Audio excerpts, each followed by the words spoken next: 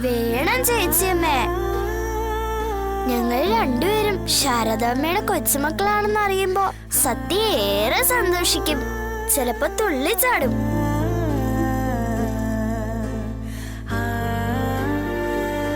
ഞങ്ങൾ സഹോദരിമാരായിരുന്നെങ്കിൽ ഒരു വീട്ടിൽ താമസിക്കായിരുന്നോന്ന് എത്ര വട്ടം പറഞ്ഞെന്നറിയോ സത്യ?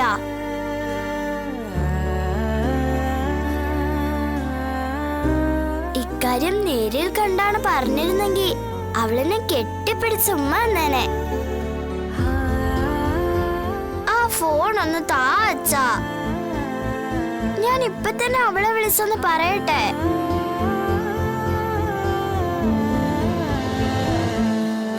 അല്ലെങ്കിൽ വേണ്ട, ഞാൻ പോയി എടുത്തോളാം. മോളെ നോക്ക്, ചേച്ചിമ്മ പറയുന്നത് പപ്പിമോള് കേക്കൂ. സത്യേ ഇപ്പൊ ഈ വിവരങ്ങളൊന്നും അറിയിക്കണ്ട. അപ്പൊ ഞങ്ങൾ സഹോദരിമാരല്ലേ? അതെ മോളെ, നിങ്ങള് സഹോദരിമാര് തന്നെയാ. പക്ഷെ ആ വിവരം ഇപ്പൊ പപ്പിമോള് മാത്രം അറിഞ്ഞാ മതിയെന്ന ചേച്ചിയമ്മ പറഞ്ഞത്. മോൾക്കറിയാലോ ഇവിടുത്തെ കാര്യങ്ങള്. ഞാനാണ് ചേച്ചിയമ്മയെന്ന് അറിഞ്ഞ സത്യ അവളുടെ അച്ഛനെ പറ്റി ചോദിക്കും. അതിനുള്ള മറുപടി പറയാനുള്ള സമയമായിട്ടില്ല മോളെ. ഇനി അഥവാ ഇപ്പൊ പറയേണ്ടി വന്നാ മോളുടെ അമ്മയും മോളെയും കൂടി ചിലപ്പോ സത്യാമ്മ ഇവിടെ നിന്ന് ഇറക്കി വിടും.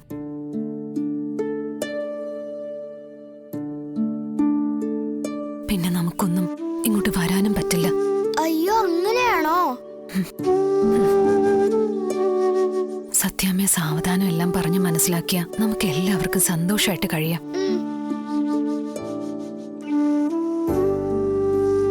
അതുവരെ ചേച്ചിയമ്മയെ വിഷമിപ്പിക്കാതെ പപ്പിമോള് ചേച്ചിയമ്മയ്ക്ക് വാക്ക് തരണം. ചേച്ചിയമ്മ പറയാതെ സത്യയോട് ഈ വിവരം പറയില്ലെന്ന്.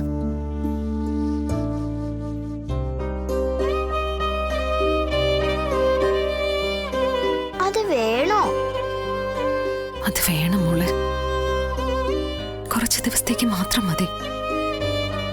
അത് കഴിഞ്ഞ് ചേച്ചിയമ്മ മോളോട് പറയും, സത്യയോട് പറയാൻ. അപ്പൊ പറഞ്ഞാ മതി.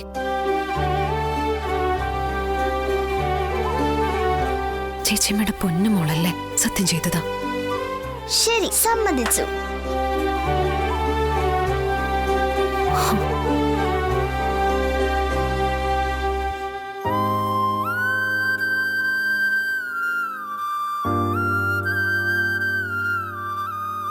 പരസ്പരം പറയാതെ അറിയാതെ കുറച്ചു കാലം കൂടി നമുക്ക് പോണം പപ്പി.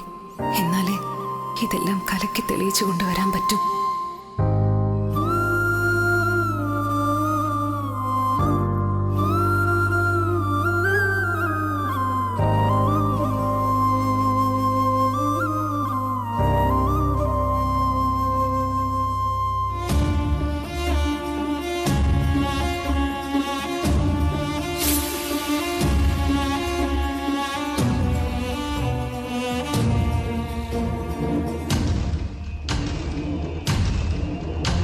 ഗോപാലേട്ട, പറയാനൊരു സാഹചര്യം ഇല്ലായിരുന്നു.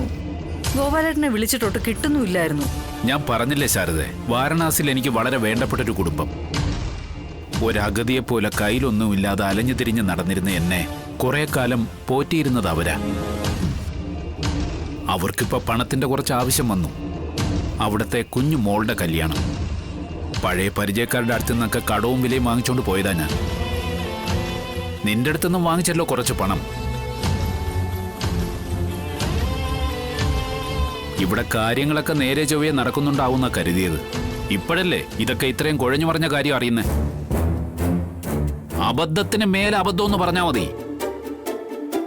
നമ്മുടെ മോളുടെ ഭർത്താവ് വേറൊരു പെൺകുട്ടിയെ കല്യാണം കഴിച്ച് വീട്ടിൽ കൊണ്ടുവന്നു. അതും ഡിവോഴ്സ് ഒന്നും വാങ്ങാതെ. അതിനെതിരെ നിങ്ങൾ ആരും ചോദ്യം ഉന്നയിച്ചില്ല.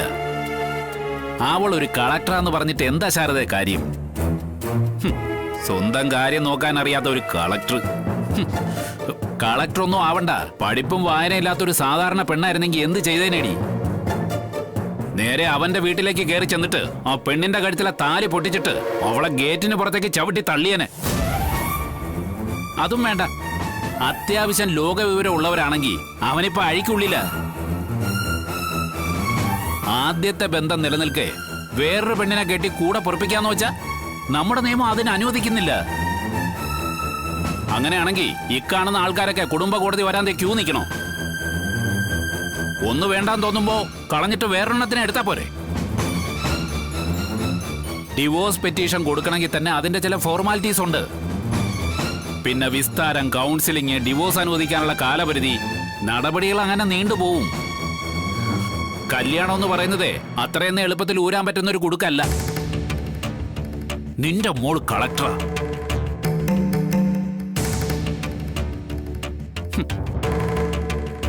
അവൾക്ക് ഒരു ഫോൺ കോൾ പോലും വേണ്ട. ഒരു നോട്ടത്തിന്റെ ആവശ്യമേ ഉള്ളൂ അവൻ അഴിക്കുള്ളിലാക്കാൻ. അങ്ങനെയാണെങ്കിൽ നീ നിന്റെ മോളും അല്ല, സത്യാമ്മ ഇവിടെ കരഞ്ഞ് കാല് പിടിച്ച് വന്നേനെ അവനെ കേസിൽ നിന്ന് രക്ഷപ്പെടുത്താൻ. പകരം അങ്ങോട്ട് കയറി ചെന്നിട്ട് ഒരു പുഴുവിന്റെ വിലയെങ്കിലും തന്നു അവര് നിനക്ക്. പട്ടിയെ പോലെ ആട്ടി ഇറക്കിയില്ലേ? അങ്ങനെയൊന്നും അല്ലായിരുന്നു അങ്ങോട്ട് ചെല്ലേണ്ടത്. പോലീസും പത്രാസുമായിട്ട് അങ്ങോട്ട് കയറി ചെന്നിരുന്നെങ്കിലേ അവരാ കൊട്ടാരത്തിൽ നിന്ന് താഴോട്ട് ഇറങ്ങി വന്നേനെ. ഇപ്പൊ അവളെ രോഹിത് കൂട്ടിക്കൊണ്ട് പോയിട്ടുണ്ടല്ലോ സത്യാമ്മയുടെ വീട്ടിലേക്ക്. അവക്കവിടെ എന്താ വില ശാരദേ? വീട്ടുവേലക്കാരിയോ അതോ ഹോം നേഴ്സോ? ഗോപാലേട്ടാ, അത് അവള് പറയാൻ ന്യായങ്ങൾ ഒരുപാട് കാണും. നമ്മുടെ ശ്യാമയുടെ കാര്യം അവളുടെ കുഞ്ഞേച്ച് നോക്കുന്ന പോലെ വേറെ ആരും നോക്കില്ല എന്നൊക്കെ. പക്ഷെ രണ്ടു മക്കളുടെ ജീവിതം രണ്ടാണെന്ന് നീ തിരിച്ചറിയണം. സത്യാമ്മയ്ക്ക് പോലും ആ തിരിച്ചറിവുണ്ട്. ശാലിനിയോട് കടുത്ത പിണക്കം കാണിക്കുമ്പോഴും ശ്യാമയോട് അവളുടെ അനിയത്തി എന്നുള്ള പേരില് നേരിയ നീരസം പോലും കാട്ടിയിട്ടില്ല സത്യാമ്മ. ശാരദാമ്മ, ഇത് നിങ്ങളുടെ മകള് തന്നെയല്ലേ? ഞാൻ പറയുന്നതൊക്കെ കേട്ട് അടങ്ങി ഒതുങ്ങി നിന്നാ ഞാൻ പൊന്നുപോലെ നോക്കുമെന്ന് അവര് പറയാതെ പറയുന്നതാണെങ്കിൽ അവരുടെ ഒരു പ്രതികാരം. ചുരുക്കി പറഞ്ഞ നിന്റെ ഇളയ മോളെ പൊന്നുപോലെ നോക്കൂ അവര്. അത് കണ്ടോണ്ട് ഒരു വേലക്കാരിയായിട്ട് പുതുപ്പെണ്ണിന്റെ അടിയുടുപ്പ് വരെ തിരുമ്മിക്കൊടുത്ത് നിൽക്കേണ്ടി വരും നിന്റെ കളക്ടർ മോൾക്ക്. ഗോപാലേട്ടാ, സത്യം പറഞ്ഞു പോയതാ ശാരദേ. ആ വിലയെ കിട്ടും നിന്റെ മോൾക്ക് അവിടെ. ശ്യാമയെ നമ്മുടെ മോള് തന്നെയാ. അവക്കൊരു വൈകാക വന്നാ ഇവിടെ കൊണ്ടുവന്ന് നോക്കണമായിരുന്നു. നമുക്കാവും പോലെ നോക്കായിരുന്നല്ലോ. അങ്ങനെയല്ലേ എല്ലാരും? അതിനു പകരം നീ നിന്റെ സിവിൽ സർവീസുകാരിയായ മോളെ അവിടുത്തെ വേലക്കാരിയായി വിട്ടു. ഗോപാലേട്ടാ, ഒക്കെ അവളുടെ തീരുമാനമാ. ഞാനായിട്ട് ഒന്നിനെ നിർബന്ധിച്ചിട്ടില്ല. ഒക്കെ ഇനി അവളുടെ തീരുമാനത്തിന് മാത്രം വിട്ടാ പോരെ ശാരദേ. കുറെയൊക്കെ നമ്മളും കൂടി ഇടപെടണം. ഇടപെടാത്തതിന്റെ ഫലമാ നമ്മളിപ്പോ അനുഭവിച്ചുകൊണ്ടിരിക്കുന്നേ. നമ്മുടെ കാര്യം പോട്ടെ എന്ന് വെക്കാം. അവക്കൊരു കുഞ്ഞുണ്ട്, അതിന്റെ കാര്യോ? സ്കൂള് വിട്ടുവന്ന് അവളെ അമ്മയെ അന്വേഷിക്കുമ്പോ അവളോട് നമ്മൾ പറയണോ അവളുടെ അമ്മ അവളുടെ അച്ഛന്റെ വീട്ടിൽ വേലയ്ക്ക് നിൽക്കുകയാണെന്ന്?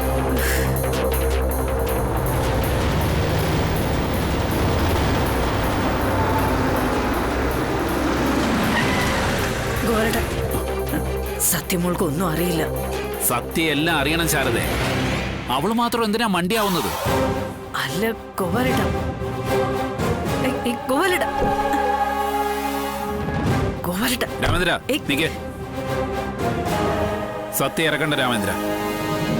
നമുക്ക് ഒരിടം വരെ പോകാനുണ്ട്. ഗോപാലേട്ടാ, എന്താ ഇത്? സത്യം എങ്ങോട്ട് കൊണ്ടുപോകുന്നു? ശാരദേ, ശാലിനി എവിടെയോ അവിടെ ജീവിക്കണം സത്യ. അത് അമ്മ എന്താ ചെയ്യുന്നതെന്ന് അവളും കൂടി കാണട്ടെ.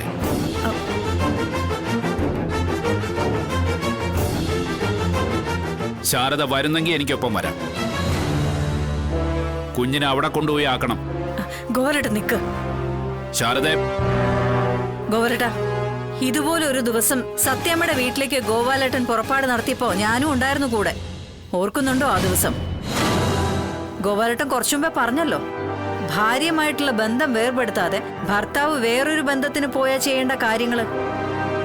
ഭർത്താവ് കെട്ടിക്കൊണ്ടുവരുന്ന പെണ്ണിന്റെ കഴുത്തിലെ താലി പൊട്ടിച്ചെടുത്തിട്ട് അവളെ ഗേറ്റിന്റെ വെളിയിലേക്ക് തള്ളാം. അതല്ലെങ്കിൽ കേസ് കൊടുത്ത് അയാളെ ജയിലിലാക്കാം. അതുമല്ലെങ്കിൽ ഊരാൻ പറ്റാത്ത ഏതെങ്കിലും കേസിൽ കുടുക്കിയിടാം. ഞാനിതൊന്നും ചെയ്തില്ലല്ലോ ഗോപാലേട്ടാ.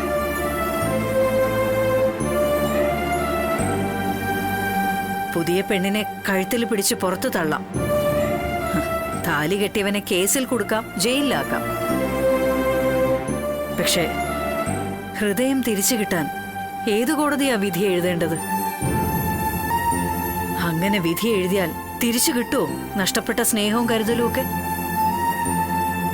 ഗോപാലേട്ടൻ പറഞ്ഞല്ലോ, കല്യാണമെന്ന് പറഞ്ഞാ അതത്ര എളുപ്പം ഊരാൻ പറ്റുന്ന കുടുക്കൊന്നും അല്ലെന്ന്. ശരിയാ, അത്ര എളുപ്പം ഊരാൻ പറ്റുന്ന കുടുക്കൊന്നും അല്ലാതെ. പക്ഷേ സ്നേഹം കൊണ്ടുള്ളതായിരിക്കണം ആ കൊടുക്ക്.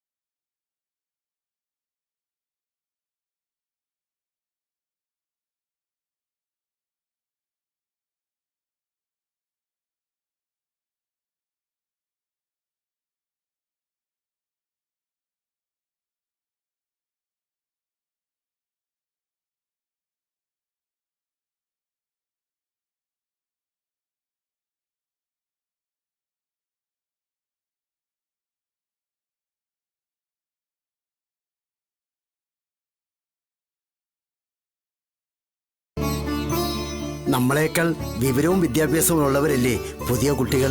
നമ്മൾ തലനരച്ചവരൊക്കെ അവരുടെ കാര്യത്തിൽ ഇടപെടാതിരിക്കുക നല്ലത്.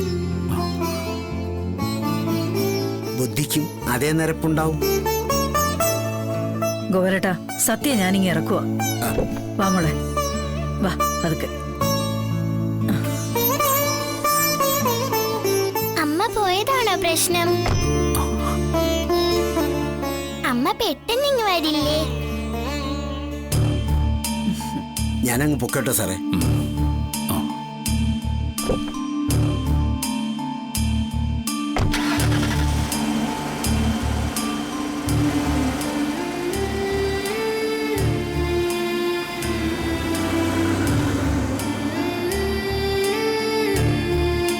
മുത്തശ്ശന് അറിയാവോ അമ്മ എവിടെ പോയതാണെന്ന്? ഇല്ല. അല്ലേലും മുത്തശ്ശന് ഒന്നും അറിയില്ല. ഗോവയിൽ ക്യാമ്പിന് പോയതല്ലേ അമ്മ. മുത്തശ്ശൻ വിഷമിക്കണ്ടാട്ടോ, അമ്മ അവിടെ നല്ല ഹാപ്പിയാ. കളക്ടർ അല്ലേ എന്റെ അമ്മ. മോള് വാ, ശാരദമ്മ ചായ തരാട്ടോ.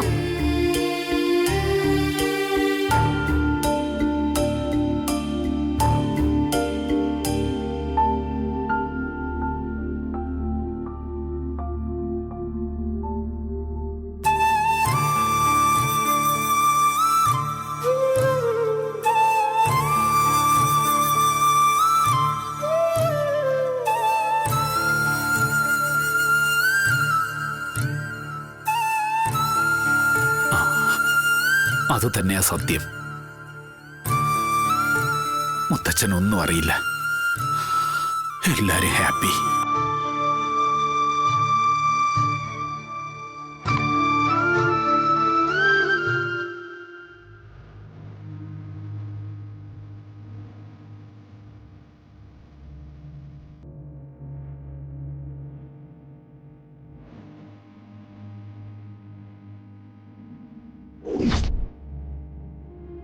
കുറച്ച് ദിവസത്തേക്ക് മാത്രം മതി. അത് കഴിഞ്ഞ് ചേച്ചിയമ്മ മോളോട് പറയും, സത്യയോട് പറയാൻ. അപ്പൊ പറഞ്ഞാ മതി. ശരി, സമ്മതിച്ചു.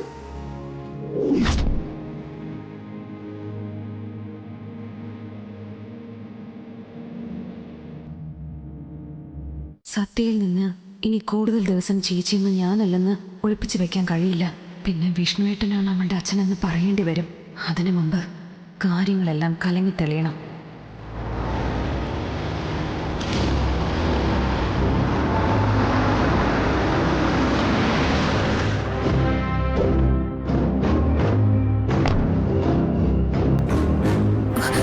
മാഡം, എന്താ അനു?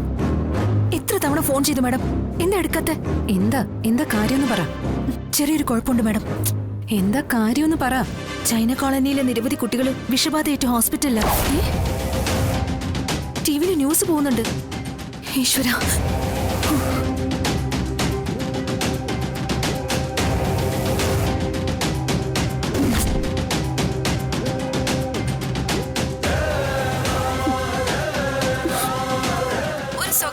മുഖ്യമന്ത്രിയുടെ അധീനതയിൽ പ്രവർത്തിക്കുന്ന സ്ഥാപനത്തിൽ നിന്നെത്തിയ ഫുഡിൽ നിന്നാണ് വിഷബാധ ഉണ്ടായത് എന്നാണ് നിലവിലെ നിഗമനം. അത്യന്തം വേദനാജനകമായ സംഭവമെന്ന് പറഞ്ഞ് ആഭ്യന്തരമന്ത്രി സ്ഥാപനത്തിനെതിരെ കർശനമായ നടപടിയുമായി മുന്നോട്ടു പോകുമെന്നും കുറ്റം ചെയ്തവരെ നിയമത്തിന് മുന്നിൽ കൊണ്ടുവരുമെന്നും പറഞ്ഞു. നിർധനരായ ജനങ്ങൾ തിങ്ങിപ്പാർക്കുന്ന ചൈന കോളനിയിലെ കുറേയധികം കുട്ടികളെയാണ് ഈ അടുത്തുള്ള താലൂക്ക് ആശുപത്രിയിലേക്ക് എത്തിച്ചുകൊണ്ടിരിക്കുന്നത്.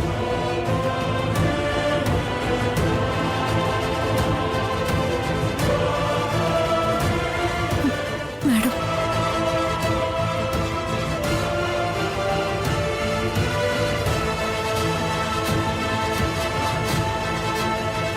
വിഷബാധയേറ്റ് പല ഭാഗങ്ങളിൽ നിന്നും കുട്ടികളെ അതാത് സ്ഥലത്തെ ഹോസ്പിറ്റലുകളിലേക്കും ക്ലിനിക്കുകളിലേക്കും എത്തിച്ചുകൊണ്ടിരിക്കുന്ന വാർത്തയാണ് ഇപ്പോൾ അറിയാൻ കഴിഞ്ഞിരിക്കുന്നത്. ഭക്ഷ്യസുരക്ഷാ നിയമം അനുസരിച്ചുള്ള ഒരു ചട്ടങ്ങളും പാലിക്കാതെ പ്രവർത്തിച്ച ഈറ്റ് ഡേ എന്ന സ്ഥാപനത്തിന് അനധികൃതമായി അനുമതി നൽകിയത് സ്ഥലം ജില്ലാ കളക്ടർ ശാലിനി വിഷ്ണുവാണെന്ന് ഒരു ആരോപണം ഉയർന്നു വന്നിട്ടുണ്ട്. കുറ്റവാളികൾ എത്ര ഉയർന്ന പദവിയിൽ ഇരിക്കുന്നവരാണെങ്കിലും നിയമ നടപടികളുമായി മുന്നോട്ട് പോകുമെന്ന് DGPയും അറിയിച്ചിട്ടുണ്ട്.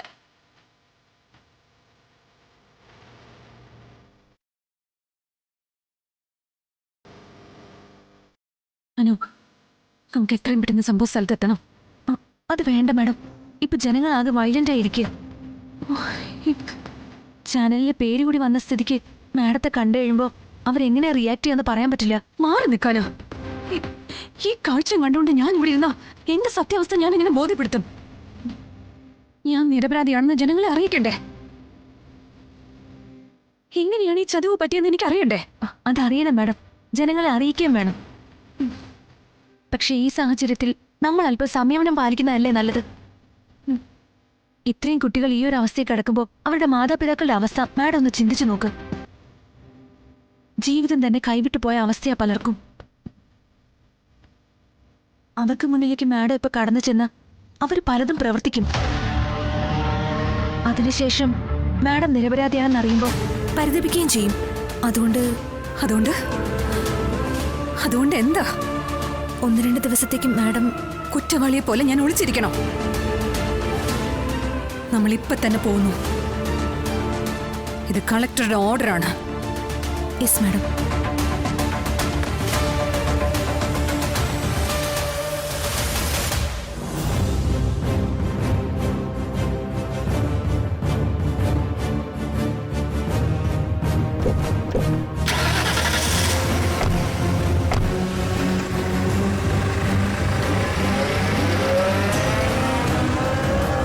അതെ പ്രശാന്ത്, 26ഓളം കുട്ടികളാണ് ഭക്ഷ്യ വിഷബാധയെ തുടർന്ന് ഹോസ്പിറ്റലിൽ അഡ്മിറ്റ് ആയിരിക്കുന്നതായാണ് നമുക്ക് ലഭിക്കുന്ന പ്രാഥമിക വിവരങ്ങൾ.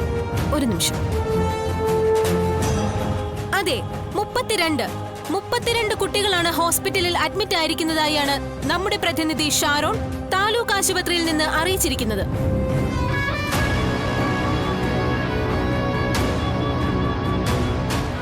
ആശുപത്രിയിൽ മാത്രമല്ല, മറ്റ് സർക്കാർ ആശുപത്രികളിലും സ്വകാര്യ ആശുപത്രികളിലും ചികിത്സ തേടിയവരുണ്ട്. ഇത് സംബന്ധിച്ച വ്യക്തമായ കണക്കുകൾ ഇപ്പോൾ നമുക്ക് വ്യക്തമല്ല. ആ കണക്കുകൾ കൂടി ലഭ്യമാകുമ്പോൾ വിഷബാധയേറ്റ സംഖ്യ ഇനിയും ഉയരാനാണ് സാധ്യത.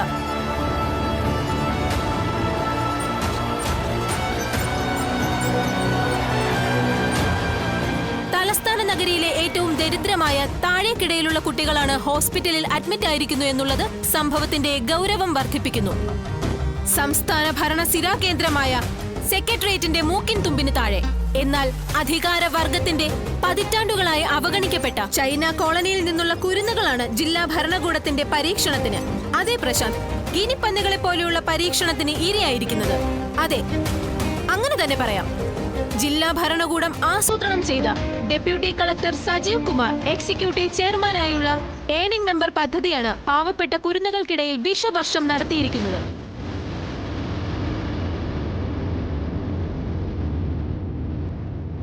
അതെ സതീഷ്, ഹോസ്പിറ്റലുകളിൽ നിന്ന് ദാരുണ ചിത്രങ്ങളാണ് നമ്മുടെ ചാനലിലൂടെ പ്രേക്ഷകരിൽ എത്തിച്ചുകൊണ്ടിരിക്കുന്നത്. പ്രബുദ്ധ കേരളത്തെ നടുക്കിയ മനുഷ്യ മനസാക്ഷിയെ മരവിപ്പിക്കുന്ന ദൃശ്യങ്ങളെന്ന് തന്നെ പറയാം. അരുംകൊലകൾ ആസൂത്രണം ചെയ്ത അരമനയ്ക്ക് മുൻപിലാണ് ഞങ്ങളിപ്പോൾ നിൽക്കുന്നത്. ജനങ്ങളെ സംരക്ഷിക്കേണ്ട, കാത്തു പരിപാലിക്കേണ്ട ജില്ലാ കളക്ടറേറ്റ് തന്നെയാണ് അതെന്ന് പറയാൻ നമ്മൾ ലജ്ജിക്കേണ്ടി വരും സതീഷ്. അക്ഷരം തേടിപ്പോയ കുഞ്ഞുങ്ങളെ അന്നത്തിൽ വിഷം ചേർത്ത് ചതിച്ച കഥയാണ് ഈ കളക്ടറിന് പറയാനുള്ളത്. കേരള ചരിത്രത്തിൽ കറുത്ത അക്ഷരത്തിൽ എന്നും അടയാളപ്പെടുത്താവുന്ന സംഭവത്തിന് ചുക്കാൻ പിടിച്ച് ഭരണസിരാ കേന്ദ്രം. അതെ, കേരളം ഇപ്പോൾ കാതോർക്കുന്നത് ഏണിംഗ് മെമ്പർ പദ്ധതിയുടെ എക്സിക്യൂട്ടീവ് ചെയർമാൻ കൂടിയായ ഡെപ്യൂട്ടി കളക്ടർ സജികുമാറിന്റെ വാക്കുകൾക്കായാണ്. അദ്ദേഹം ഈ ഓഫീസിൽ തന്നെ ഉണ്ടെന്നാണ് നമുക്ക് ലഭ്യമായ വിവരം. ഈ സംഭവത്തിൽ അദ്ദേഹം പ്രതികരണത്തിന് തയ്യാറാകുമോ എന്ന് നമുക്ക് കണ്ടറിയേണ്ടതാണ്. ഇപ്പോൾ കേരളം ഞെട്ടിത്തരിച്ചുകൊണ്ടിരിക്കുകയാണ്. സജികുമാർ സാറല്ലേത്? ചൈന കോളനിയിലെ കുട്ടികൾക്ക് സംഭവിച്ച ഭക്ഷ്യവിഷബാധയെ കുറിച്ച് സാറിന് എന്താണ് പറയാനുള്ളത്? സർ, മീഡിയ ഫേസ് ചെയ്യുന്നതിന് മുമ്പ് ഒന്ന് ആലോചിച്ചിട്ട് മതിയെന്ന് ഞാൻ. നന്നായിട്ട് ആലോചിച്ച് തന്നെയാ ഞാനിവിടെ നിൽക്കുന്നത്. സംഭവത്തിന്റെ ഉത്തരവാദിത്വം ഏറ്റെടുത്ത് രാജിവെക്കാനോ കത്തെഴുതി വെച്ചിട്ട് ആത്മഹത്യ ചെയ്യാനോ ഞാൻ തയ്യാറല്ല. അതുകൊണ്ടാണ് കാര്യങ്ങൾ നിങ്ങളുടെ മുന്നിൽ വിശദീകരിക്കുന്നത്. സർ, കാര്യങ്ങൾ കുറച്ച് വിശദമായി പറയാമോ?